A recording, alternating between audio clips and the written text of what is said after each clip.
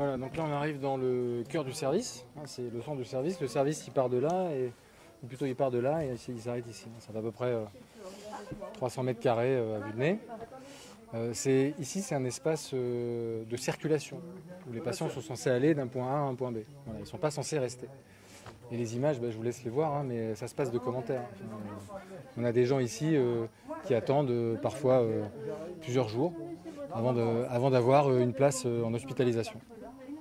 Voilà. Et c'est ça qui nous pose des difficultés parce qu'on ne peut pas à la fois s'occuper des patients qui devraient être hospitalisés ici, qui nécessitent des soins continus, et en même temps s'occuper des 150 patients par jour qui font la queue pour rentrer.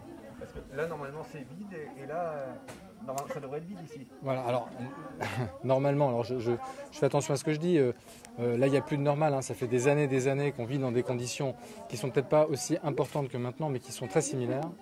Où on arrive tant bien que mal à trouver des solutions pour récupérer les brancards pour les patients qui arrivent, pour les nouveaux patients qui arrivent.